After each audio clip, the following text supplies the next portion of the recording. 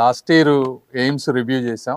మన కొత్త గవర్నమెంట్ వచ్చిన తర్వాత ఎయిమ్స్లో ఉన్నటువంటి సమస్యలు, దీన్ని ఎట్లా ఆంధ్రప్రదేశ్కి ఒక గొప్ప రీసెర్చ్ అండ్ అకాడమిక్ ఇన్స్టిట్యూట్గా చేయాలనే ఉద్దేశంతో లాస్ట్ టైం చేసినప్పుడు కొన్ని ఇష్యూస్ ఉంటే అవన్నీ మనం ఫైనాన్స్ మినిస్టర్ గారి దగ్గర తీసుకువెళ్ళి దాదాపుగా 500+ పోస్ట్స్ కానీ ఇవన్నీ శాంక్షన్ చేసాం. సో ఆ ఇష్యూస్ ఎక్కడి వరకు వచ్చినాయి, తర్వాత కొత్తగా వీళ్ళకి ఏం ప్రాబ్లమ్స్ ఉన్నాయి అనే దాని మీద రివ్యూ చేసాం.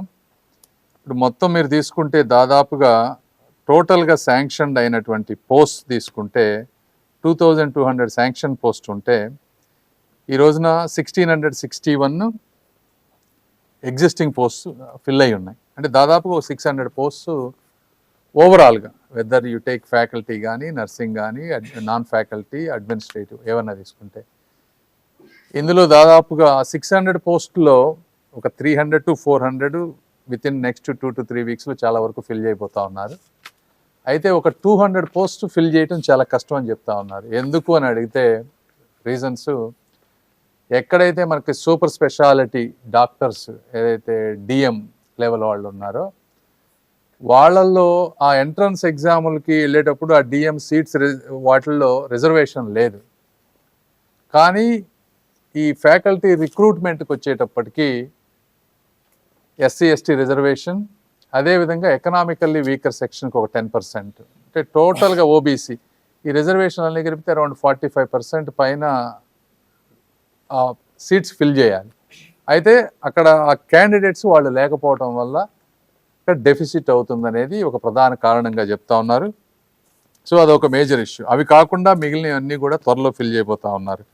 ఇది యాక్చువల్గా నాకు తెలియనటువంటి విషయం, పబ్లిక్ కూడా తెలుసుకోవాల్సింది విషయం. దీనికి ఏ విధంగా మనం ఆ ఫ్యాకల్టీ పొజిషన్ ఫిల్ చేయాలి. ఎందుకంటే లాస్ట్ టైం వచ్చినప్పుడు మనకు కొన్ని కార్డియోథొరాసిక్ సర్జరీ కానీ, medical surgical gastro, neonatology, rheumatology, medical haematology, ఇట్లా కొన్ని సూపర్ స్పెషాలిటీస్లో ఫ్యాకల్టీస్ లేవు. అందులో కాకపోతే చాలా వరకు ఫిల్ చేయగలిగారు. కార్డియోథొరాసిక్ సర్జరీ కానీ, గ్యాస్ట్రో ఎంట్రాలజీ కానీ, స్టిల్ మెడికల్ హిమటాలజీ ఇట్లాంటి కొన్ని స్పెషాలిటీస్ లేవు. మనుషులు కూడా లేరు కాబట్టి వాళ్ళని ఏ విధంగా ఉన్న ఇక్కడ ఎగ్జిస్టింగ్ ఎండి డాక్టర్స్ని ఆ స్పెషాలిటీస్ ఉన్న దగ్గరికి తీసుకువెళ్ళి ట్రైనింగ్ ఇచ్చి ఏమన్నా చేయగలరా అనే విధంగా మినిస్ట్రీలో ఏమైనా మార్పులు చేయగలవా అనేది ఒకటి అడుగుతూ ఉన్నారు.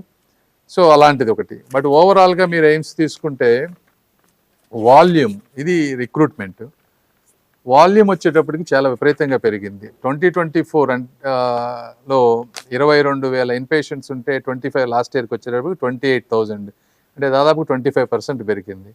అవుట్ పేషెంట్ 8 lakhs నుంచి 10 lakhs అప్రాక్సిమేట్గా, అది కూడా 20% పెరిగింది. డైలీ పేషెంట్ వాల్యూమ్ 3,500 to 4,000 వస్తూ ఉన్నారు ఈ రోజున. సర్జరీస్ 24లో ఒక 6,000 చేస్తే లాస్ట్ 25లో 6.8, 6,800 సర్జరీలు చేశారు. అదేవిధంగా లాస్ట్ టైము మేము వచ్చినప్పుడు 12 ఆపరేషన్ థియేటర్స్ ఉంటే ఆ రోజున మాట్లాడి మొత్తం 23కి అప్రూవ్ చేయించాం. అయితే ఒక 6 అడిషనల్గా, అంటే టోటల్ 18 ఆపరేషన్ థియేటర్స్ ఈరోజు ఫంక్షనింగ్ అవుతా ఉన్నాయి. ఇంకొక 5 స్టార్ట్ చేయాలి. అదేవిధంగా లాస్ట్ టైం 600 టోటల్ బెడ్స్ ఉంటే ఈ రోజున 750 బెడ్స్ ఉన్నాయి. మనకి టోటల్ శాంక్షన్ 900 బెడ్స్, ఇంకా 150 బెడ్స్ వరకు మనకి కెపాసిటీ ఉంది. అదేవిధంగా ఐసీయూ ఒకప్పుడు 38 ఉంటే ఈ రోజున దాదాపుగా 90 ఐసీయూ బెడ్స్ ఉన్నాయి మంగళగిరిలో. ఇంకొక అడిషనల్ 30 బెడ్స్ యాడ్ చేయబోతా ఉన్నారు. సో కెపాసిటీ చాలా ఇంక్రీజ్ అవుతూ ఉంది. ఏంటంటే